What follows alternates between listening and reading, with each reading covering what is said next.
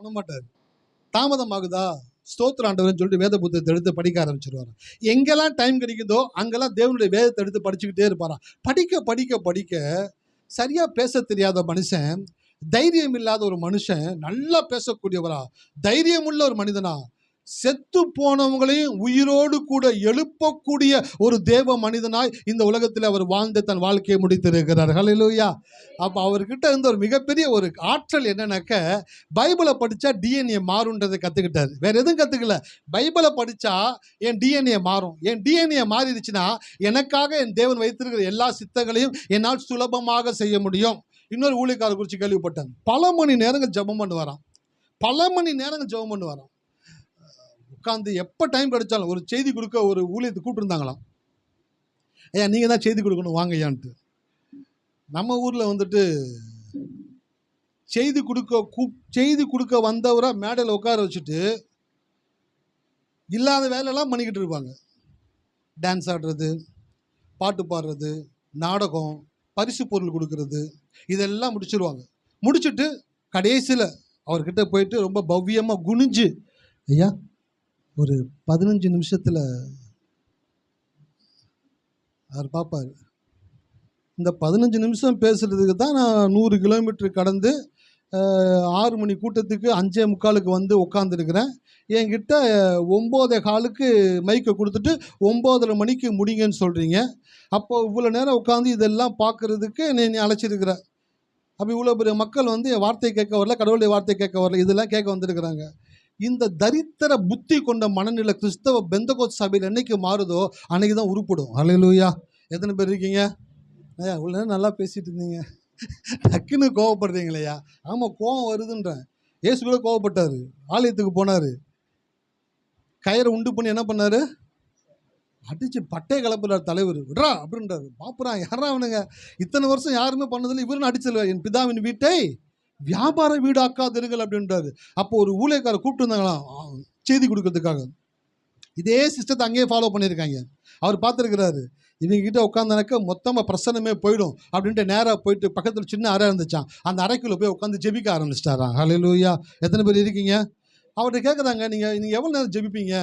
நான் டைம் வச்சுலாம் ஜெபிக்கிறது இல்லைங்க, நான் ஜெபிக்கணுன்ட்டு உள்ளே போயிட்டேனாக்க எனக்கு எவ்வளவு நேரம் ஜெபிக்கணும்னு தோணுதோ, பிரசனத்துக்குள்ள இருக்கணும்னு தோணுதோ அவ்வளவு நேரம் இருந்துட்டு தான் நான் வெளியில் வருவேன்.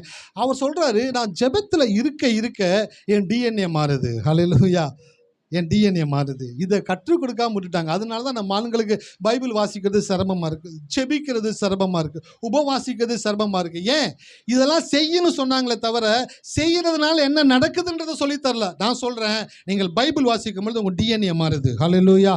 எத்தனை பேர் இருக்கிறீங்க? பைபிளை வாசிக்கும் பொழுது, அந்த வசனத்தை பார்த்து, அந்த அற்புதமான தேவனுடைய வார்த்தையை வாசிக்கும் பொழுது உங்களுடைய டிஎன்ஏ மாறிக்கிட்டே இருக்குது, டிரான்ஸ்ஃபார்ம் ஆகிக்கிட்டே இருக்குது. ஜபத்தில் போய் உட்காரும்பொழுது டிரான்ஸ்ஃபார்ம் ஆகுது. நான் சொல்கிறேன், பரம்பரை வியாதியாக இருக்கலாம், பல வருடங்களாக அவங்கள போட்டு வாட்டி எடுத்துக்கிட்டு இருக்கலாம், அந்த வியாதிகள் எல்லாமே உங்களுடைய முற்பிதாக்களுக்குள்ளேருந்து உங்களுக்குள்ளே டிரான்ஸ்ஃபார்ம் ஆகிருக்கலாம். நான் சொல்கிறேன், அதை உடைக்கக்கூடிய கடைசி நபராக தேவன் உங்களை தெரிந்து கொண்டு இருக்கிறார். ஹல்லேலூயா. எத்தனை பேர் இருக்கீங்க? நீங்கள் அதை உடைக்கலன்னு வச்சுக்கோங்களேன், அடுத்து உங்கள் பிள்ளைக்கு, உங்கள் பேர பிள்ளைங்களுக்கு அது டிரான்ஸ்ஃபர் ஆகிக்கிட்டே இருக்கும். ஆனால் உங்கள் மூலமாக அதை தேவன் உடைத்து எறிந்து உங்கள் மூலமாக தேவன் உங்களுடைய சந்ததிக்கு ஒரு சுகத்தை கொடுக்கக்கூடியவராக இருக்கிறார். இந்த மாலை வேலை நான் சொல்கிறேன், பைபிளை நல்லா வாசிங்க, நல்லா ஜெபம் பண்ணுங்க, நல்லா உபவாசம் இருங்க. இதெல்லாம் செய்யும் பொழுது உங்களுடைய டிஎன்ஏ மாறக்கூடியதாக இருக்குது. ஒரு வசனத்தை வாசிங்க, அதிலேருந்து கடந்து போகலாம். நன்றி ஆண்டவரே. நீதிமொழிகள் 3:16. அதன் வலது கையில் தீர்க்காயுசும், அதன் வலது கையில் தீர்க்காயுசும், அதன் இடது கையில் செல்வமும், அதன் இடது கையில் செல்வமும் கனமும் இருக்கிறது. கனமும் இருக்கிறது. ஹல்லேலூயா. எத்தனை பேர் இந்த வசனத்தை காலையில் எந்திரிச்சு சொல்கிறீங்க அப்படின்ட்டு நான் கேட்க மாட்டேன். நான் சொல்கிறேன், என் வலது கையில் தீர்க்காயுசு, என் இடது கையில் செல்வமும் கனத்தையும் என் தேவன் கொடுத்திருக்கிறார் என்று நான் சொல்லும் பொழுது என்னுடைய வாழ்க்கையினுடைய மாற்றங்களை என்னால் பார்க்க முடிகிறது. என் வாழ்க்கையில் பெரிய நன்மைகளை தேவன் செய்து கொண்டு வருகிறார். எனக்கு மட்டும் செய்கிறவர் கிடையாது, விசுவாசிக்கிற ஒவ்வொருவருக்கும் தேவன் செய்யக்கூடியவராக இருக்கிறார். ஸோ இந்த மாலை வேளையில் ஆரோக்கியத்தை குறித்து பேசிக்கிட்டு வருது. டிவைன் ஹெல்த் அந்த டிவைன் வெல்த், தெய்வீக ஆரோக்கியம், தெய்வீக ஆசீர்வாதம். இந்த தெய்வீக ஆரோக்கியம் ரொம்பவும் இன்றியமையாததாக இருக்கிறது. ஹெல்த் இஸ் வெல்த் அப்படின்வாங்க. அப்படின்னாக்க ஒரு மனிதன் ஆரோக்கியமாக இருந்தாலே அவன் வந்து பாதி ஐஸ்வர்யவான் அப்படின்னு சொல்கிறாங்க. ஹல்லேலூயா. எத்தனை பேர் இருக்கிறீங்க? ஆமாம். ஆரோக்கியமாக இருந்தாலே நீங்கள் பாதி பணக்காரவங்க. எங்கே ஆரோக்கியம் மிஸ் ஆகுதோ ஆட்டோமேட்டிக்காக என்ன ஆகுதுனாக்க நீங்கள் இன்னும் கொஞ்சம் கடனுக்குள்ளே போகிறீங்க. அந்த ஆரோக்கியத்தை மீட்டெடுக்கிறதுக்கு உங்களுடைய நேரங்களை செலவு பண்ணுறீங்க, உங்களுடைய காலங்களை செலவு பண்ணுறீங்க, உங்களுடைய பணங்களை செலவு பண்ணுறீங்க. அப்போ என்ன ஆகுதுனாக்கா ஆல்ரெடி ஒரு இடத்துல இருக்கிற நீங்கள் இன்னும் உங்கள் கிராஃப் இன்னும் கீழே இறங்கக்கூடியதாக இருக்கிறது. ஆண்டவருடைய ஆலயத்தில் உட்கார்ந்தீங்கன்னாக்க கர்த்தர் உங்களோட கூட பேசுவார். நீ பலவீனத்திலும் சுகவீனத்திலும் வியாதியிலும் இருக்கக்கூடிய நபர் அல்ல, நீ சுகத்தோடும் பலத்தோடும் ஆரோக்கியத்தோடும் தேவனுடைய கிருபையினாலே வாழக்கூடிய நபராக இருக்கிறாய் என்று சொல்லி தேவன் உங்களுக்கு காட்டும் பொழுதுதான் உங்களுக்கு ஆரோக்கியத்தின் மேல விருப்பம் வரக்கூடியதாக இருக்கிறது. ஹல்லேலூயா. அப்ப தெய்வீக ஆரோக்கியம் உங்களுக்கு சொந்தமானது. நீங்கள் தெய்வீக ஆரோக்கியத்திற்கு சொந்தக்காரர்கள் என்று வேதம் சொல்லுகிறது. ஸோ இதை நான் பல வாரங்களை பிரசங்கிச்சுட்டே வருகிறேன். இன்னும் நல்லா டீப்பாக நான் பிரசங்கிக்கணும்னு விரும்புகிறேன். இந்த தெய்வீக ஆரோக்கியம் எங்கே கிடைக்கும் அப்படின்னு நினச்சிங்கனாக்க, தெய்வீக ஆரோக்கியத்தை தேவன் 2 காரியத்திற்குள்ள மறைச்சு வச்சிருக்கிறார். ஹல்லேலூயா. எத்தனை பேர் இருக்கீங்க? சின்ன பிள்ளைல நீட்டாக மணலை சேர்த்துட்டு ஒரு சின்ன கல்லை வச்சு என்ன பண்ணுவோம்னாக்க செக் செக் செக் செக் செக்னு வைப்பாங்க. வைக்கும் பொழுது நீங்கள் கரெக்டாக கை வைக்கணும். நீங்கள் வைக்கிற இடத்துல அந்த கல் இருந்துச்சு, அந்த பொருள் இருந்துச்சுனாக்க கை வச்ச நீங்கள் ஜெயிச்சிட்டீங்க, ஒளிச்சு வச்சவங்க தோத்துட்டாங்க. ஸோ இந்த விளையாட்டில் என்ன பண்ணுவாங்கனாக்க சின்ன விஷயமாக கட்ட மாட்டாங்க, நல்லா நீட்டமாக கட்டுவாங்க. நீட்டாக மண்ணை கோர்த்துட்டு அந்த வைக்கும் போது அவங்க பார்ப்பாங்க, அந்த கையை பார்த்துக்கிட்டே இருப்பாங்க. எந்த இடத்துல அவங்க வைக்கிறாங்க அப்படியே சக்கு சக்கு சக்கு சக்கு சக்குன்னு வச்சுட்டு எடுத்த உடனே நீங்கள் வைக்கணும். நீங்கள் எந்த இடத்துல வைக்கிறீங்களோ அந்த இடத்துல இருந்தால் நீங்கள் ஜெயித்தவங்க, நீங்கள் மாற்றி வச்சுட்டீங்கனாக்கா நீங்கள் தோற்றவங்க. அப்போ வைக்கக்கூடியவங்க எப்படி வைப்பாங்கனாக்கா உங்களுக்கு தெரிகிற மாதிரி வைக்க மாட்டாங்க, நீங்கள் கண்டுபிடிக்க முடியாத அளவுக்கு அதை ஒளிச்சு வைப்பாங்க. அப்போ தான் அவங்க ஜெயிக்க முடியும். ஹல்லேலூயா. எத்தனை பேர் இருக்கீங்க? நம்முடைய கடவுள் எப்படிப்பட்டவர்னாக்க கண்ணாம்பூச்சி ரேருன்னு விளையாடுறவர் கிடையாது. அவர் எல்லாத்தையும் ஓப்பனாக வைக்கிறவர். அவர் கரெக்டாக வச்சுருவார். உபாகமத்தில் வசனம் இருக்குது, மரணத்தையும் ஜீவனையும் ஆசீர்வாதத்தையும் சாபத்தையும் உனக்கு முன்பாக வைத்தேன், ஜீவனை தெரிந்து கொள் அப்படின்னு சொல்கிறாரு. ஹல்லேலூயா. எத்தனை பேர் இருக்கீங்க? ஆமாம், இந்த கடவுள் எனக்கு ரொம்ப பிடிக்குது சார். எல்லாத்தையும் வச்சுட்டேன், தப்பி தவறி கூட மரணத்தை எடுத்துடாதடா, ஜீவன் எடுத்துக்கோன்னு சொல்லிட்டு ஜீவனை பாயிண்ட் அவுட் பண்ணி காட்டக்கூடிய தேவனாக இருக்கிறார். அப்போ நான் சொல்கிறேன், கடவுளுடைய நன்மையும் ஆசீர்வாதமும் அந்த ஜீவ சுரபியும் தேவன் எதற்குள்ள வைத்திருக்கிறார் என்றால் வசனத்திற்குள்ளும் பிரசனத்திற்குள்ளும் தேவன் தன்னுடைய ஜீவ சுரபியை வைத்திருக்கிறார். ஹல்லேலூயா. அப்போ ஜீவ சுரபி உங்களுக்குள்ள வந்துருச்சு அப்படின்னாக்க அந்த ஜீவ சுரபி உங்களுடைய டிஎன்ஏவை மாற்றக்கூடியதாக இருக்கிறது. உங்களை பலசாலியாக, உங்களை அறிவாளியாக, உங்களை ஆற்றல் உள்ளவர்களாக, உங்களை திறமைசாலிகளாக மாற்றக்கூடிய ஆற்றலை தேவன் வசனத்திலும் பிரசனத்திலும் வைத்திருக்கிறார். இதை ஒரு விசுவாசி கண்டுபிடிச்சிட்டான்னு வச்சுக்கோங்களேன், பைபிளை வாசிச்சுக்கிட்டே இருப்பான், தேவனுடைய பிரசனத்தில் தேடிக்கிட்டே இருப்பான், தேவனை துதிச்சுக்கிட்டே இருப்பான், எப்பயும் பிரசன்ஸில் இருந்துக்கிட்டே இருப்பான். எப்பயும் நீங்கள் கர்த்தரை துதிச்சுக்கிட்டே இருக்கிறீங்களோ அப்போல்லாம் நீங்கள் தேவனுடைய பிரசன்ஸில் இருந்துக்கிட்டே இருக்கீங்கன்னு அர்த்தம். ஹல்லேலூயா. எப்போல்லாம் முறுமுறுத்துக்கிட்டே இருக்கீங்களோ அப்போல்லாம் மரணத்துக்குள்ளே இருக்கீங்கன்றதை ஞாபகம் வச்சுக்கோங்க. மரண சுரபி உங்களுக்குள்ளே சுரக்க ஆரம்பிச்சிடும். ஜீவ சுரபின்னு சொன்ன உடனே எல்லாத்துக்குள்ளே மகிழ்ச்சியாக இருந்துச்சு. பரவாயில்ல, ஜீவ சுரபியை குறித்து பேசுகிறார் ஊழியக்காரர். மரண சுரபின்னு ஒன்று இருக்குது, அது ரொம்ப டேஞ்சரானது. அது எங்கே தெரியுங்களா இருக்கும்? வசனத்திலும் பிரசனத்திலும் ஜீவ சுரபி உண்டாகும், வருத்தத்திலும் புலம்பலிலும் மரண சுரபி உங்களுக்குள்ள சுரக்கக்கூடியதாக இருக்கிறது. ஹல்லேலூயா. எத்தனை பேர் இருக்கீங்க? கர்த்தருடைய வசனத்தை கேட்ட உடனே சந்தோஷம் வருது. ஒரு துக்க செய்தி கேட்டோன்னு ஆட்டோமேட்டிக் என்ன ஆகுது? கலங்குறீங்க, உடையிறீங்க, கண்ணில் தண்ணியாக ஊற்றுது. ஏன்? மரண சுரபிகள் உங்களுக்குள்ள சுரக்க ஆரம்பிக்குது. காலை ஆராதனை நடந்து முடிஞ்சோன்னே அம்மாவை கூப்பிட்டு வந்தாங்க. அவங்க வீட்டுக்கார உடம்பு சரியில்லை, அவரை பெரியார் மருத்துவமனையிலேருந்து ஜிஹெச்சுக்கு ஷிஃப்ட் பண்ணுறாங்க அப்படின்னு சொன்னால் அந்த அம்மா நிற்கிறாங்க. நிற்கும் பொழுது அவங்களோட வீட்டுக்காரன் நினைக்கிறாங்க, அவருடைய காரியங்களை நினச்சி மனசு உடைஞ்சு அழுது கண்ணீர் வடித்து பேச முடியல அவங்களால. அப்படியே திக்குமுக்காடி சொல்கிறாங்க, எங்களுக்கு இப்படியா ஜெபம் பண்ணீங்க, அவர் தான் எங்களுடைய குடும்பத்துக்கு எங்கள் வீட்டுக்கு தேவையானவர் அப்படின்னு சொல்லி அழுகும் பொழுது அவங்களுக்குள்ள அந்த மரண சுரபிகள் உள்ள சுரக்கிறதை நம்மளால் காண முடிகிறது. ஹல்லேலூயா. எத்தனை பேர் இருக்கீங்க? நான் கூட சொல்கிறேன், உங்கள் வீட்டில் நீங்கள் இருக்கும்போது யோசிச்சு பாருங்களேன், கோபத்துலேயும் எரிச்சல்லையும் டென்ஷன்லேயும் விரக்தியிலையும் நீங்கள் பேசும் பொழுது உங்களை அறியாமலே ஒரு சுரபி உள்ளே சுரந்துக்கிட்டு இருக்குது. அதனால தான் ஆண்டோடைய ஆலயத்துக்கு வந்தீங்கன்னாக்க வார்த்தைகளை கேட்கும் பொழுது அந்த மரண சுரபிகளை சுரக்க செய்கிற பிசாசினுடைய கிரியைகளை கண்ட உடனேயே அதை ஸ்டாப் பண்ணிடுவீங்க, அதை அலோவ் பண்ணவே மாட்டீங்க. அதான் வேதம் சொல்லுது, சமாதானம் பண்ணுகிறவர்கள் அவர்கள் தேவனுடைய, அது அப்படியே பின்னாடி பக்கம் பாருங்களேன், சண்டை இடுகிறவர்கள் அபாக்கியவான்கள் அவர்கள் பிசாசினுடைய புத்திரராக இருக்கிறார்கள். அப்படி வசனத்தை வாசிக்கும் போது அப்படியே முன்னம் பின்னம் வாசிங்கன்னா தான் உங்களுக்கு புரியும். நீங்கள் சமாதானம் பண்ணீங்கன்னா நீங்கள் தேவனுடைய பிள்ளைங்க, நீங்கள் சண்டையை ஸ்டார்ட் பண்ணீங்கன்னா நீங்கள் பிசாசினுடைய பிள்ளைகளாக மாறிடுறீங்க. மரணத்துக்குரிய காரியம் உங்களுக்குள்ள அலோவ் பண்ணாதீங்க. தெரிஞ்சு பண்ணுறீங்க. தீயும் தெரிஞ்சு யாராச்சும் போய் சுடுவீங்களா? சொல்லுங்களேன். அடுப்பு சூடாக இருக்குது, கையை யாராச்சும் போய் வைப்பீங்களா? இல்லை குக்கர் இறக்கி வச்சுருக்காங்க, தெரிஞ்சு போய் கையை வைப்பீங்களா? ஏன்? அவ்வளோ உணர்வு இருக்குல்ல, உங்களுக்குள்ள சென்ஸ் இருக்குல்ல, யோசிக்கிறீங்களா, தொட்டால் கை சுற்றும். அந்த உணர்வு உங்களுக்குள்ள வரக்கூடிய மக்களாக இருக்கிற நீங்கள் சண்டை பிரச்சனை கோபம் அப்படின்ற காரியங்கள் எழும்பும் பொழுதே தெரிஞ்சுக்கணும், இது மரண சுரபிகளை சுரக்கக்கூடிய பிசாசுனுடைய தந்திரமாக இருக்கிறது. அதை நோன்னு சொல்லி உடனே அதை ஷட் டவுன் பண்ணக்கூடியவங்களா இருக்கணும். அப்படி ஆஃப் பண்ணிட்டீங்கன்னாக்க மரண சுரபி உங்களுக்குள்ள சுரக்காமல் இருக்கும். ஹல்லேலூயா. எத்தனை பேர் இருக்கீங்க? பாருங்கள், இந்த மரண சுரபி ரொம்ப டேஞ்சரானது. தப்பான காரியங்களை சிந்திக்க வைக்கும், தப்பான காரியங்களை பேச வைக்கும், தப்பான காரியங்களை செய்ய வைக்கும். நீங்கள் யோசிக்கலாம், நான் இப்படிப்பட்ட ஆளே கிடையாது, நான் ஏன் இதை செஞ்சேன்? ரொம்ப கிடையாது, டிஎன்ஏ மாறிடுச்சு. என்ன மாறிடுச்சு சொல்லுங்கள்? டிஎன்ஏ மாறிடுச்சு சார், டிஎன்ஏ மாறிடுச்சு. டிஎன்ஏ மாறினால உங்களுக்கே தெரியல, உங்களுக்கு தெரியாத விஷயங்களை செஞ்சுக்கிட்டே இருக்கிறீங்க. ஆனால் அந்த நேரத்தில் நீங்கள் ரொம்பவும் எச்சரிக்கையாக இருந்த இல்லை, தேவன் கலகத்திற்கு தேவனாயிராமல் சமாதானத்திற்கு தேவனாக இருக்கிறாரு. என் வாழ்க்கையில் சண்டை பிரச்சனை இருக்கக்கூடாது, இயேசுவின் நாமத்தினாலே அதை அந்த டைம்லேயே நிறுத்திட்டு இயேசுவின் நாமத்தினாலே பிரச்சனையும் சண்டையும் உண்டாக்குகிற பிசாசுடைய கிரியைகளை கட்டி அப்புறப்படுத்துகிற ஆண்டவர்னு சொல்லி நீங்கள் அந்த இடத்துல ஒரு சின்ன ஜபத்தை செஞ்சுட்டு கர்த்தருடைய பாட்டை ஒரு நிமிஷம் பாடினீங்கனாக்க அந்த இடத்துல தேவ பிரசன்னம் வரக்கூடியதாக இருக்குது. தேவ பிரசன்னம் மட்டும் கிடையாது, உங்கள் டிஎன்ஏ தேவனுடைய டிஎன்ஏ போல மாறக்கூடியதாக இருக்கிறது. ஹல்லேலூயா. எத்தனை பேர் இருக்கிறீங்க? அப்போ நான் சொல்கிறேன், கடவுளுடைய வசனத்திலும் கடவுளுடைய பிரசன்னத்திலும் ஜீவ சுரபிகள் சுரக்கக்கூடியதாக இருக்கிறது. இப்போ ஒரு ரூம் இருக்குது, அந்த ரூமில் ஃபேனே இல்லை, உங்களை உட்கார வச்சுட்டாங்க. ஒரு 10 நிமிஷம் கழித்து வந்து பார்த்தா உங்களுக்கு என்ன ஆயிருக்கும்? வேர்த்து இருக்கும். ஏன் வேர்த்துச்சு அந்த இடத்துல? உங்களுக்கு உங்கள் இருக்கிற இடத்துல டெம்பரேச்சர் வந்து உங்கள் பாடிக்கு சூட் ஆகலை.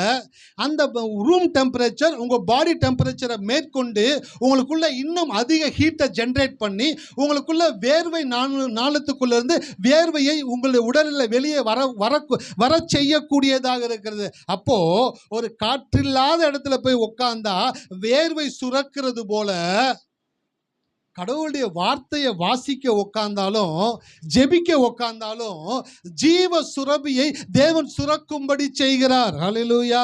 எத்தனை பேர் இருக்கிறீங்க? நான் சொல்கிறேன், நம்ம சபையில் இருக்கிற எல்லா மக்களும் நல்லா வேதத்தை வாசிக்கிற மக்களாக இருக்கணும், நல்லா செபிக்கிற மக்களாக இருக்கணும். ஏன்னா இந்த வேதம் வாசிக்கிறதும் செபிக்கிறதும் ரொம்ப ரொம்ப முக்கியமானது.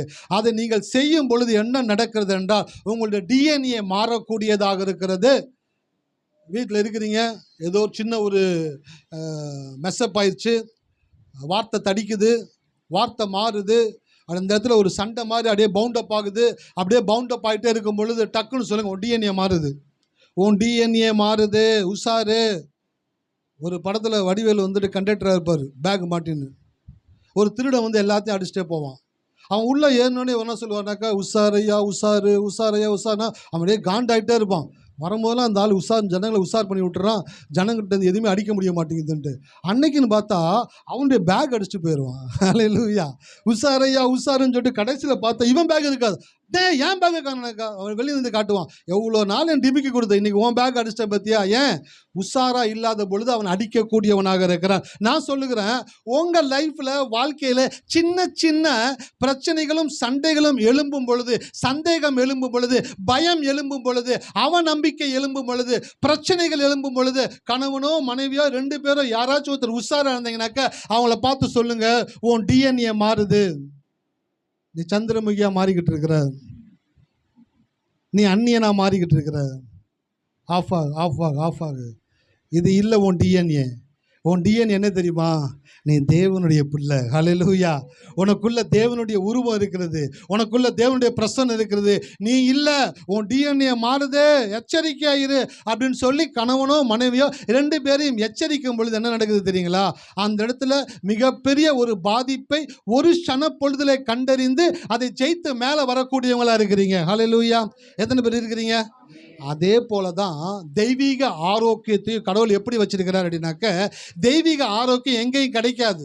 தெய்வீக ஆரோக்கியத்தை நீங்கள் உருவாக்க வேண்டும். எப்படி தெய்வீக ஆரோக்கியத்தை உருவாக்கணும் அப்படின்னாக்க, கடவுளுடைய வார்த்தையை வாசிக்கும் பொழுது அந்த சுரபி சுரக்கும், ஜெபிக்கும் பொழுது அந்த சுரபி சுரக்கும். அந்த சுரபி அதிகமாய் சுரக்கும் பொழுது நீங்கள் சுகமாகிறது மாத்திரமல்ல, உங்களுக்கு பக்கத்தில் இருக்கக்கூடியவர்களையும் நீங்கள் சுகமாக்கக்கூடியவர்களாக இருக்கிறீர்கள். ஹல்லேலூயா. எத்தனை பேர் இருக்கீங்க? அப்போஸ்தலர்கள் நடந்து போகும்போது அவனுடைய நிழல் பட்டு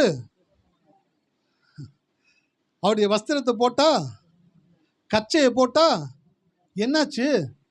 டிஎன்ஏல ஓவர்ஃப்ளோ ஆயிடுச்சு, சுகம் ஓவர்ஃப்ளோ ஆயிடுச்சு. இவங்களுக்குள்ள சுகம் உண்டாகி இந்த சுகம் ஓவர்ஃப்ளோ ஆகி மற்றவங்களே பற்றி பிடிக்கக்கூடியதாக இருக்கிறது. அப்போ நான் சொல்கிறேன், இந்த மாலை வேளையில் தெய்வீக ஆரோக்கியத்திற்கு நீங்கள் சொந்தக்காரவங்க. தெய்வீக ஆரோக்கியம் உங்களுக்கு உரியது தான். அந்த தெய்வீக ஆரோக்கியத்தில் இருக்கக்கூடிய நன்மைகளை, ஜீவ சுரபியை சுரக்க செய்வதே கடவுளுடைய வார்த்தையை வாசிக்கிறதிலும் கடவுளுடைய சமூகத்தில் அமர்ந்து ஜெபிக்கும் பொழுது தான் அந்த சுரபி சுரக்கக்கூடியதாக இருக்கிறது. ஹல்லேலூயா. வீட்டில் வெங்காயம் உரிக்கிறாங்க, சிரிப்பு வருமா? கண்ணில் தண்ணி வருமா? ஏன்? வெங்காயம் உரிச்சா ஏன் கண்ணில் தண்ணி வருது?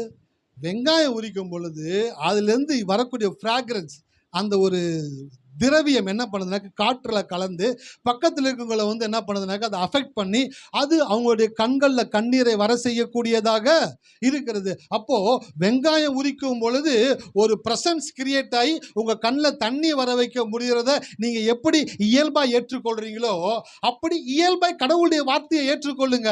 நீங்கள் பைபிள் படிச்சீங்கன்னாக்க ஜீவ சுரபி சுரக்கும். பக்கத்து வீட்டில் மீன் குழம்பு வச்சிருக்கிறாங்க, மூக்கு என்ன பண்ணுது?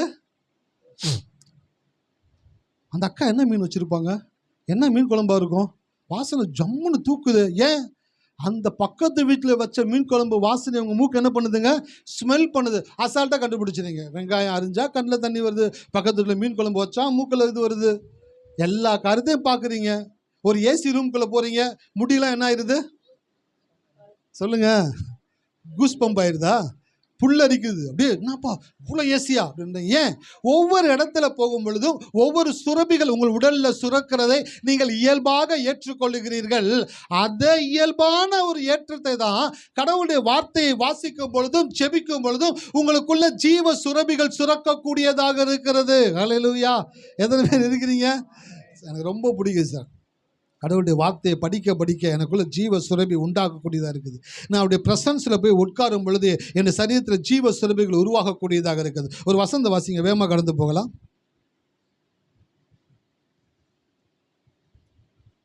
சங்கீதம் 119:92.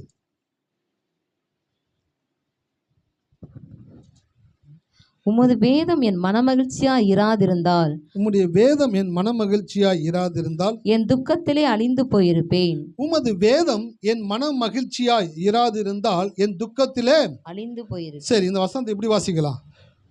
வேதத்தில் தேவன் என்ன வச்சிருக்கிறார்னாக்க மன மகிழ்ச்சியை வச்சிருக்கிறார். எத்தனை பேர் இதை அனுபவிச்சிருக்கீங்க லைஃப்பில்? வேதத்தில் மன மகிழ்ச்சி இருக்குது அப்படின்ட்டு எத்தனை பேர் அதை அனுபவிச்சிருக்கிறீங்க, எக்ஸ்பீரியன்ஸ் பண்ணி பார்த்துருக்கிறீங்க? ஹல்லேலூயா. எத்தனை பேர் பார்த்துருக்கீங்க? கர்த்தருக்கு ஸ்தோத்திரம். வேதத்துக்குள்ள மன மகிழ்ச்சியை தேவன் வைத்திருக்கிறாராம்.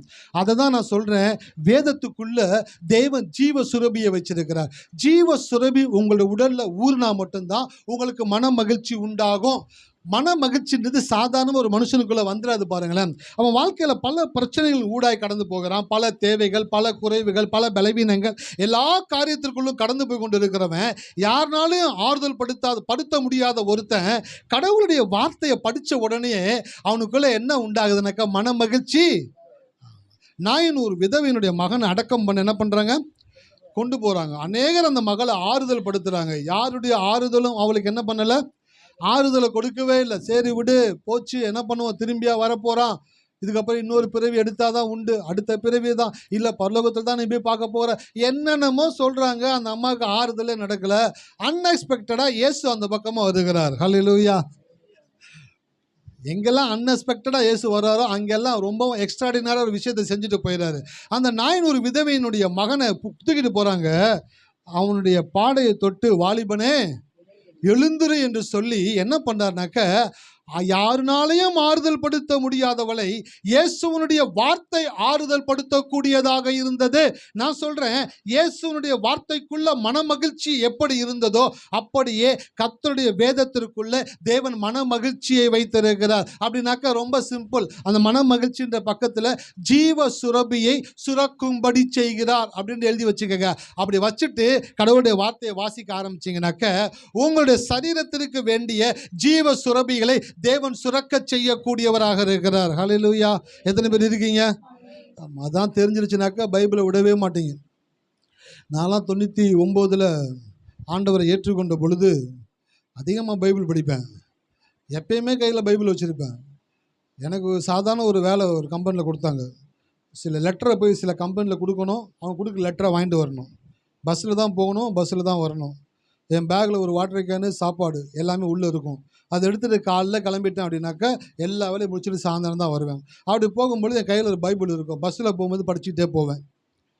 அந்த கம்பெனியில் போய் இந்த லெட்டரை கொடுத்துட்டு லெட்டர் கேட்டாங்கன்னு சொன்னாங்க. சொல்லுவாங்க, உங்களுக்கு 1 மணி நேரம் வெயிட் பண்ணணும்பா. ஐயோ அப்படின்னு கம்பெனிக்கு ஃபோன் பண்ணுவேன். பரவாயில்ல, வெயிட் பண்ணி வாங்கிட்டு வான்னு சொல்லுவாங்க. 1 மணி நேரம் வெயிட் பண்ணுன்னு சொன்னோன்னா சந்தோஷமாயிடும். 1 மணி நேரம் ஒதுக்கு போகிற ஏதாச்சும் இடம் இருக்கான்னு பார்ப்பேன். நல்ல ஒரு கார்னராக இருக்குது, அந்த இடத்துல டேபிள் போட்டிருக்காங்களா, அங்கே போய் உட்காந்துப்பேன். உட்காந்து கடவுளுடைய வார்த்தையை எடுத்து படிக்க ஆரம்பிச்சிருவேன். கடவுளுடைய வார்த்தையை படிக்க படிக்க படிக்க படிக்க படிக்க கடவுளுடைய வார்த்தையை படிக்கும் பொழுது தான் எனக்கு இப்போ தான் தெரியுது, அப்போ அவ்வளோ கடவுளுடைய வார்த்தையை படித்தது நிமித்தமாக என்னுடைய டிஎன்ஏல ஒரு பெரிய மாற்றத்தை தேவன் உண்டாக்கி இருக்கிறார். ஹல்லேலூயா. உம்முடைய வேதம் என் மன மகிழ்ச்சியாக இராதிருந்தால் என் துக்கத்திலே நான் செய்தி எடுத்துக்கிட்டே இருக்கும்போது கடவுள் உள்ள பேசுறாரு. டேனியலு, இந்த வசனம் வந்துட்டு பார்க்க சாதாரணமாக இருக்கும்டா, ஆனால் இந்த வசனம் ரொம்ப பவர்ஃபுல்லான ஒரு வசனம். ஏன்னா இன்னைக்கு அநேகர் இந்த உலகத்தின் ஓட்டத்தை முடித்து விட்டு வீட்டில் ஃபோட்டோவாக தொங்க வேண்டியவங்களாம் இன்னைக்கு உலகத்தில் நடமாடிக்கிட்டு இருக்கிறாங்க. அப்படின்னாக்க அவங்களுக்கு ஒரே ஒரு காரியம்தான், என்னுடைய வேதத்தில் இருக்கக்கூடிய வார்த்தை தான் அவங்களை இத்தனை நாட்களாய் வாழச் செய்து கொண்டு இருக்கிறது. ஹல்லேலூயா. எத்தனை பேர் இருக்கிறீங்க? நிறைய ஊழியக்காரர்களுடைய சாட்சிகள் எடுத்து வாசித்து பார்த்தா, நான் தற்கொலை பண்ணிக்கலான்ட்டு போனேன், நான் ட்ரெயினுக்கு முன்பாக விழுந்துடலான்ட்டு போனேன், நான் என்னை அழிச்சிக்கலான்ட்டு நினச்சிட்டு போனேன், என் வாழ்க்கையே பிடிக்காம நான் போய்கிட்டு இருந்தேன், உண்மையான கடவுள் யாராச்சும் இருந்தால் என்னை காப்பாற்றோடு நினச்சிட்டு நான் போனேன். அநேகருடைய சாட்சிகள் அப்படியே யூடியூப்ல இல்லை புத்தகத்தில் படிக்கும் பொழுது அவங்க எல்லாம் ரொம்ப டிப்ரெஸ் ஆகி, ரொம்ப ஃபெடப் ஆகி, வாழ்க்கையே ஒரு மாதிரி வெறுத்து போய் அவங்க வாழ்க்கையை முடிச்சுக்கலான்ட்டு போகும் பொழுது அவங்களுக்கு கடவுள் ஒரு வார்த்தையை கொடுக்குறாரு. அந்த வார்த்தையை பிடித்து கொண்டு சுடர்களை போல பிரகாசிக்கிறவர்களாக தேவன் அவர்களை மாற்றி இருக்கிறார். ஹல்லேலூயா. அப்ப நான் சொல்றேன், அநேகர் இந்த உலகத்துல என்றைக்கோ இந்த உலகத்தின் ஓட்டத்தை முடிச்சுட்டு போக வேண்டியவங்க இன்னைக்கும் இந்த உலகத்துல வாழ்ந்துகிட்டு இருக்கிறாங்க. அப்படின்னாக்க அவங்களுக்கு கடவுளுடைய வார்த்தை உதவி செய்து கொண்டு இருக்கிறது. ஹல்லேலூயா. நான் சொல்றேன், உங்களுக்கு கடவுளுடைய வார்த்தை உதவி செய்து கொண்டு இருக்கிறது. என்னைக்கோ உங்களுடைய தவறான முடிவுகள்னால நீங்க வாழ்க்கையை முடிச்சிருந்திருக்கலாம். நீங்கள் எடுத்த அந்த தவறான தீர்மானம், தவறான முடிவு, தவறான யோசனை, நீங்கள் அதை எடுத்து நீங்கள் சில வழிகளில் போய் சில தூரங்களை கடந்த பொழுதிலும் உங்கள் மேல் தேவன் வைத்த கிருபையும் கருணையும் அந்த இளைய குமாரன் மரண தருவாயில சந்திக்கப்பட்டது போல உங்களை தேவன் சந்தித்திருக்கிறார். ஹல்லேலூயா. அந்த இளைய குமாரன் நான் பன்னிக்கு போடுற தவிடு கூட கிடைக்கல.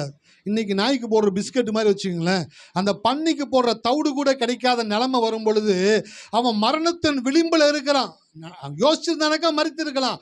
அந்த நேரத்துல தேவனுடைய கிருபை அவனுக்கு கடந்து வந்தது. அவன் சொல்லுகிறான், நான் பரத்திற்கு விரோதமாகவும் என் தகப்பனுக்கு விரோதமாகவும் பாவம் செய்தேன். நான் எங்க அப்பா கிட்ட போய் சொல்லுவேன், என்னை ஒரு கூலிக்காரனாவாச்சும் சேர்த்துக்குங்கப்பான்னு சொல்லி. அவன் வந்து அவங்க அப்பாட்ட சொல்றான். அவங்க அப்பா அவன் சொன்ன எதுவுமே கேட்கல. அவனை மறுபடியும் குமாரனா ஏற்றுக்கொண்டார். ஹல்லேலூயா. நான் சொல்லுகிறேன், இந்த மாலை வேளையில கேட்டுக்கொண்டிருக்கிற உங்களுக்கும் சரி, இதுக்கப்புறம் இந்த வார்த்தையை கேட்க போகிறவங்களுக்கும் சரி, என்னைக்கோ உங்கள் வாழ்க்கை முடிய வேண்டியது உங்களுடைய முடிவினால். ஆனால் இன்றைக்கும் நீங்கள் இருக்கிறீர்கள் என்றால் அது தேவனுடைய கிருபை. இந்த கிருபை இதோடு கூட நிறுத்த போகிறதில்ல. இன்னும் பெரிய காரியங்களை, இன்னும் மேன்மையான காரியங்களை, இன்னும் மகிமையான காரியங்களை, உங்களுக்கு தேவன் வைத்திருக்கிற நன்மைகளை நீங்கள் பார்க்க போகிறீர்கள். அல்லேலூயா. கரங்களை தட்டி கர்த்தரை துதிப்போமா. நன்றி நன்றி நன்றி நன்றி நன்றி நன்றி நன்றி நன்றி நன்றி நன்றி நன்றி நன்றி ஆண்டவரே, நன்றி ஆண்டவர். இந்த வசனம், இந்த வேதம் என் மன மகிழ்ச்சியாக இராதிருந்தால் துக்கத்திலே அழிந்து போயிருப்பேன். இன்னொரு வசனத்தை வாசிங்களேன். சங்கீதம் 119 174. 174 119 174. கர்த்தாவே, உம்முடைய ரட்சிப்பின் மேல் ஆவலா இருக்கிறேன். உம்முடைய வேதம் என் மன மகிழ்ச்சி. உம்முடைய வேதம் என் மன மகிழ்ச்சி. பாருங்க, இந்த 119 சங்கீதத்தை வீட்டில் போய் வாசிச்சு பாருங்க. ஒவ்வொரு வசனத்திலும் தாவீது தேவனுடைய வார்த்தையை குறித்த முக்கியத்துவத்தை, கட்டளை, கற்பனை, பிரமாணம், உம்முடைய சட்டம், உம்முடைய நீதின்னு சொல்லி பல ஆங்கிள் கடவுளுடைய வார்த்தை எழுதி வச்சிருப்பாரு. அப்படி எழுதி வச்ச அந்த தாவீது 2 இடத்துல ரொம்ப ஸ்ட்ராங்கா சொல்றாரு, உம்முடைய வேதம் என் மன மகிழ்ச்சி. எத்தனை பேருக்கு மன மகிழ்ச்சி வேணும்? எல்லாருக்கும் வேணும். உங்களுக்குப்பா பாஸ் ஆனால் போதும் சார். ஸ்கூலில் எக்ஸாம்னு வச்சு பிச்சு எடுக்கிறாங்க. வீக்லி எக்ஸாம்ன்றாங்க, அப்புறம் மந்த்லி எக்ஸாம்ன்றாங்க, அப்புறம் பார்த்தா குவார்டர்லி எக்ஸாம்ன்றாங்க, அப்புறம் பார்த்தா ஹாஃப் இயர்லி எக்ஸாம்ன்றாங்க, அப்புறம் பார்த்தா ஆனுவல் எக்ஸாம்ன்றாங்க.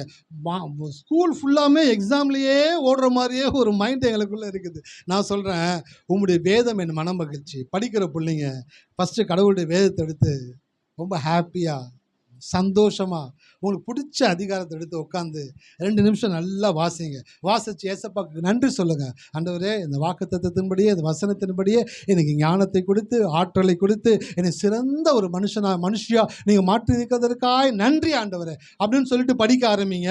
நான் சொல்கிறேன், உங்கள் டீச்சரோட நீங்கள் ஷார்ப்பாக வருவீங்க. ஹல்லேலூயா.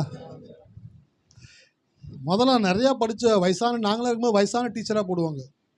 55 வயசு 70 வயசு சாப்பீஸ் அப்பப்போ கீழே விழுந்துடும். எழுதிக்கிட்டே சாப்பீஸ் கீழே விழுந்துடும். திரும்பி பார்ப்பாங்க, நம்ம ஓடி போய் சாப்பீஸ் எடுத்து கொடுக்கணும். ஏன்னா குனிஞ்சு எடுக்க முடியாது. எல்லாம் வயசான ஆளுங்களாக இருப்பாங்க. இன்னும் கேச ரிட்டையர்டான ஆளுங்க தான் வருவாங்க. ஆனால் இப்போ என்ன ஆயிடுச்சுன்னா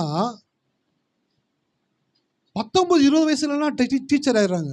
என்ன தான் தெரியுமோ, என்ன தான் சொல்லிக் கொடுப்பாங்களோ தெரியல. 19-20 வயசில் டீச்சர், 21 வயசில் டீச்சர், மலர் டீச்சர் மாதிரி வராங்க.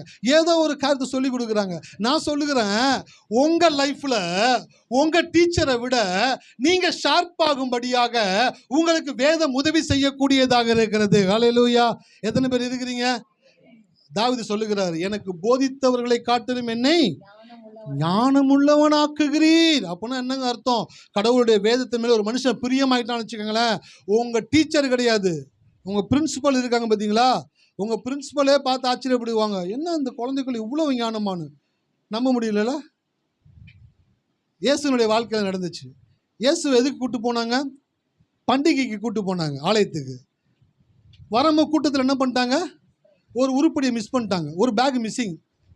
வண்டியில் இருக்கும், மாட்டு வண்டியில் இருக்கும், ஆட்டு வண்டியில் இருக்குன்னு நினச்சாங்க. கஷ்டம் பார்த்தா பிள்ளையை மிஸ் பண்ணியிருக்காங்க. எவ்வளோ நல்லா இருப்பாங்க பாருங்க. பிள்ளையை மிஸ் பண்ணிட்டு வந்திருக்கிறாங்க.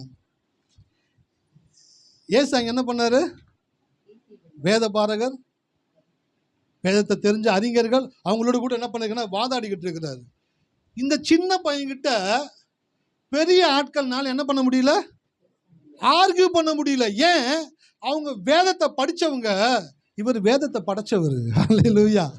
வேதத்தை படித்தவர்கிட்ட போய் ஜெயிக்க முடியுமா? நான் சொல்கிறேன், உங்கள் லைஃப்பில் உங்கள் கூட கடவுள் இருந்தார் அப்படின்னாக்க படித்தவர்களை காட்டிலும் உங்களை தேவன் ஞானம் உள்ளவர்களாக்குவார். ஹல்லேலூயா. உங்கள் பிள்ளைங்களெல்லாம் பார்த்து பிளஸ் பண்ணுங்க. நீ ரொம்ப சூப்பராக வருவ, டீச்சரை விட பிரின்ஸிபலை விட நீ ஷார்ப்பாக வருவ அப்படின்னு சொல்லுங்க. இல்லை, போன மாதம் தான் மந்த்லி டெஸ்ட்டில் 3 சப்ஜெக்டில் ஃபெயிலு. எப்படியா சொல்கிறது?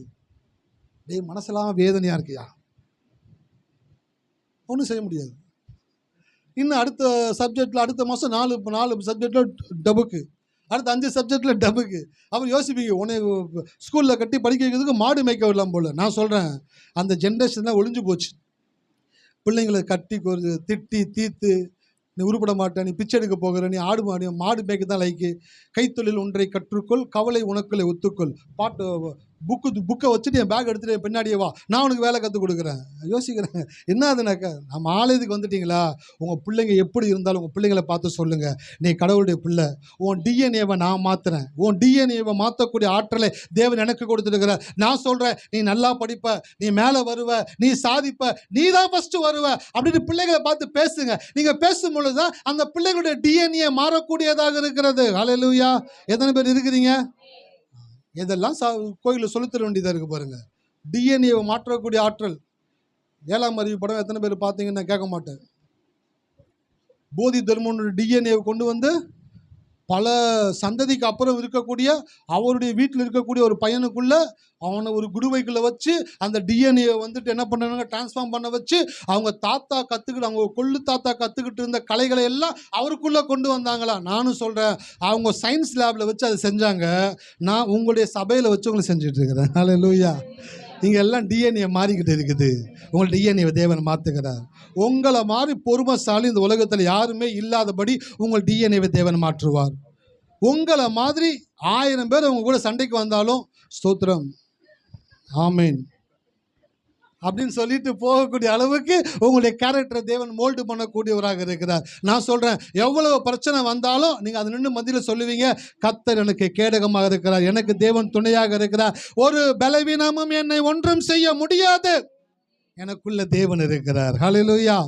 என்னை தேவன் தீர்க்காயுசை கொடுத்திருக்கிறார். என் டிஎன்ஏவை தேவன் மாற்றி கொண்டிருக்கிறார். என் டிஎன்ஏ மாறிடுச்சு, எனக்கு நல்லா தெரியுது. எத்தனை பேருக்கு தெரியுது? என் டிஎன்ஏ மாறிடுச்சு, எனக்கு தெரிஞ்சு போச்சு. ஓ, எனக்கு பிரசங்கமே வராதுன்னு நினச்சிக்கிட்டே இருந்தேன். அப்புறம் தான் கடவுள் சொன்னார், உனக்கு பிரசங்கம் வருண்டா, ஆனால் வரமாட்டேங்குது ஆண்டவரே, உன் டிஎன்ஏல இருக்குடா, என்ன பண்ண ஆண்டவரே, பைபிளை வாசி, உடனே ஆட்டோமேட்டிக்காக டிஎன்ஏ மாறிடுனா. பைபிளை வாசிக்கிட்டே இருந்தால் டிஎன்ஏ மாற ஆரம்பிச்சிருச்சு. நான் சொல்கிறேன், உங்கள் டிஎன்ஏ நீங்கள் விரும்பக்கூடிய விதத்தில் மாறக்கூடிய ஆற்றலை தேவன் வேதத்திலும் தேவனுடைய பிரசன்னத்திலும் வைத்திருக்கிறார். இதை தெரிஞ்சிச்சுன்னு வச்சுக்கிங்களேன், பைபிளை விடவே மாட்டீங்க. சமையல் பண்ணிக்கிட்டே இருப்பீங்க, பக்கத்தில் பைபிள் இருக்கும். நியாயாதிபதிகள் 2:3 வசனம். நான் சொல்கிறேன், சும்மா சமையல் பண்ணாலே நல்ல நாள்லேயே தில்ல நாயகம், இதில் பைபிளை பார்த்துக்கிட்டே சமைச்சாங்கனாக்கா யார் சாப்பிட்றது? உங்களுக்கு இன்னொரு ஐடியா சொல்கிறேன், ஆடியோ பைபிள்னு வந்துருக்குது. ஆடியோ பைபிள் என்ன பண்ணுறீங்க, ஆன் பண்ணி வச்சுருங்க, அந்த வசனம் ஓடிக்கிட்டே இருக்கட்டும். அந்த வசனம் ஓடிக்கிட்டே இருக்கும் பொழுது நீங்கள் ஸ்தோத்திரம் பண்ணுவார், ஆமென், அந்த வசனத்தின்படி என்னை கர்த்தர் செய்கிறதற்காக நன்றி, இந்த வசனத்தின்படி என் டிஎன்ஏ தேவன் மாற்றுகிறதற்காக நன்றி, என்னை ஆரோக்கியமாக்குகிறதற்காக நன்றி, என்னை சுகமாக்குகிறதற்காக நன்றி, என் வீட்டுக்காரருடைய வேலையை ஆசீர்வதித்ததற்காக நன்றி, என் பிள்ளைகளுக்கு நல்ல ஞானத்தை கொடுத்ததற்காக நன்றி. நான் சொல்லுகிறேன், பெண்கள் நம் நாட்டின்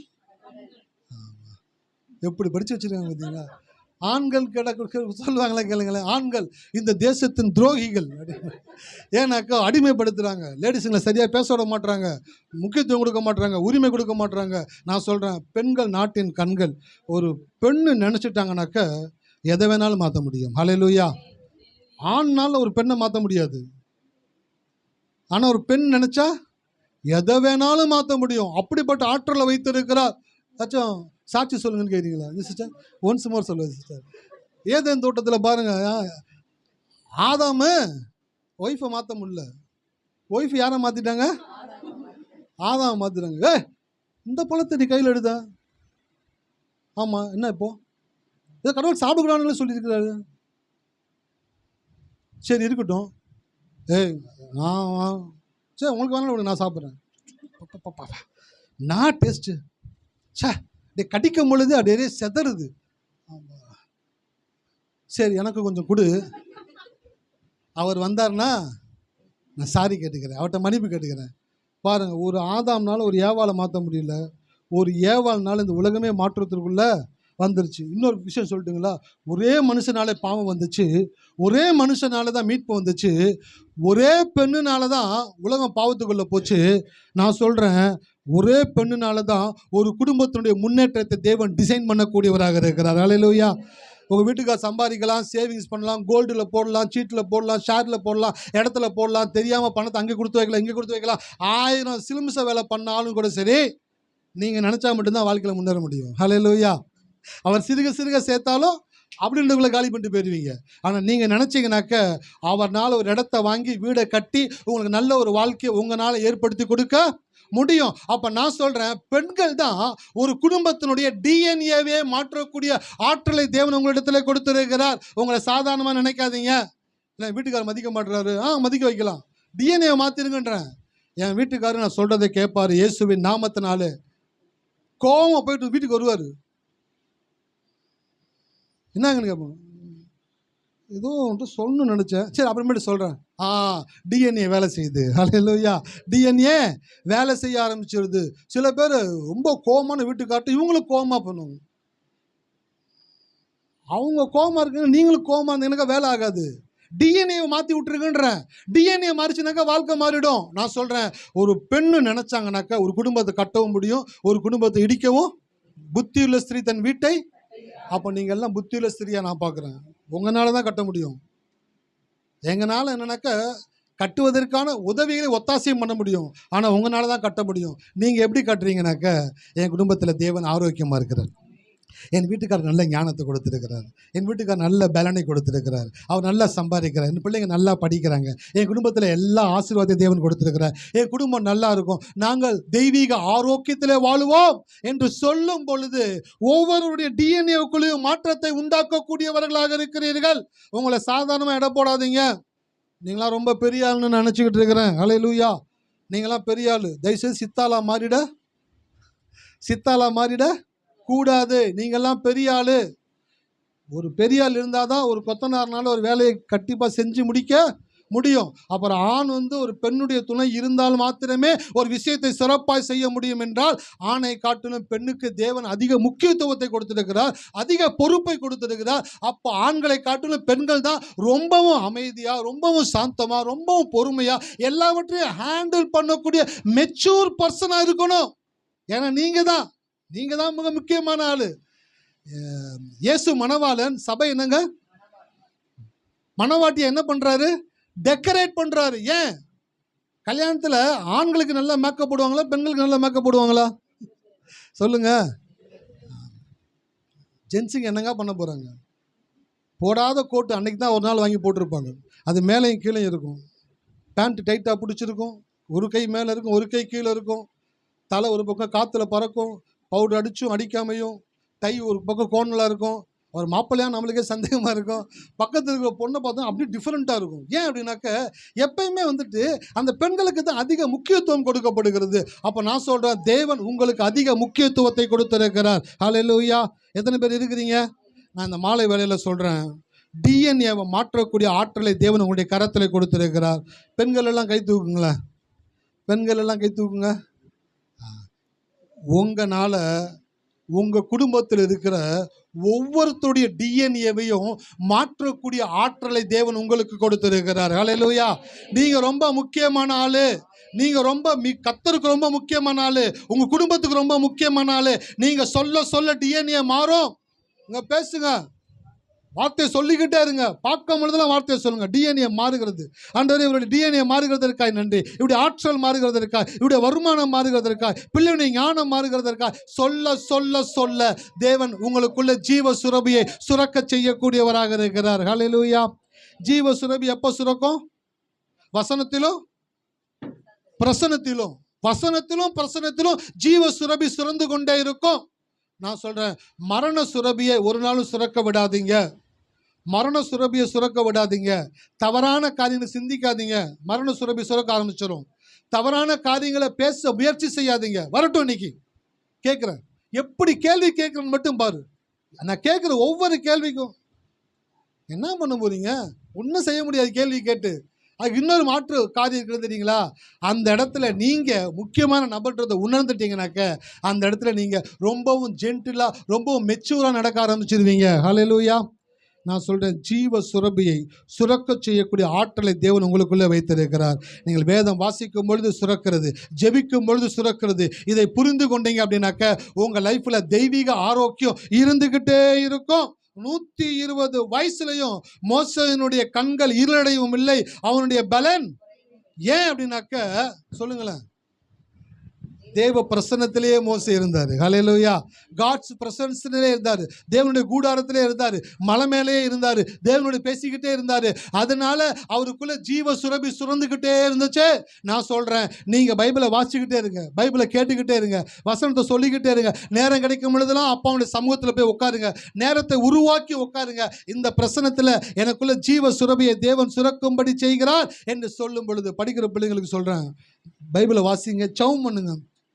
இந்த 2 காரியங்கள் உங்கள் லைஃப்பை டிரான்ஸ்ஃபார்ம் ஆக்கக்கூடியதாக இருக்குது. உங்கள் பள்ளியில் கல்லூரியில் உங்களை விட சிறந்த மாணவர்கள் இல்லை என்று சொல்லக்கூடிய விதத்தில் உங்களுடைய டிஎன்ஏ தேவன் மாற்றக்கூடியவராக இருக்கிறார். ஹல்லேலூயா. எத்தனை பேர் இருக்கீங்க? நீங்கள் தெய்வீக சுகத்திற்கு சொந்தக்காரர்கள். எல்லாரும் சொல்லுங்களேன், நான் தெய்வீக சுகத்திற்கு சொந்தக்காரன், சொந்தக்காரி. ஆமேன். நான் வேதத்தை வாசிக்கும் பொழுதும் ஜெபிக்கும் பொழுதும் எனக்குள்ளே ஜீவ சுரபி சுரக்கக்கூடியதாக இருக்கிறது. அது என்னுடைய டிஎன்ஏவை மாற்றி அமைக்கக்கூடியதாக இருக்கிறது. அதன் மூலம் நான் தேவனுடைய பரிபூரண வாழ்க்கையை இந்த உலகத்திலே வாழ்ந்து காட்டுவேன். ஆமேன். கண்களை மூடுவோமா? நன்றி தகப்பனே, இந்த நல்ல இரவு வேலைக்காக ஸ்தோத்திரம். இந்த வேதம் என் மனமகிழ்ச்சியாக இராதிருந்தால் என் துக்கத்தில் நான் அழிந்து போயிருப்பேன். ஆண்டவரே, உம்முடைய வேதம் என் மனமகிழ்ச்சி, உம்முடைய பிரசன்னம் என்னுடைய மனமகிழ்ச்சி. அது எனக்குள்ளே ஜீவ சுரபியை சுரக்க செய்து அதனுடைய டிஎன்ஏவை மாற்றக்கூடியதாக இருக்கிறது.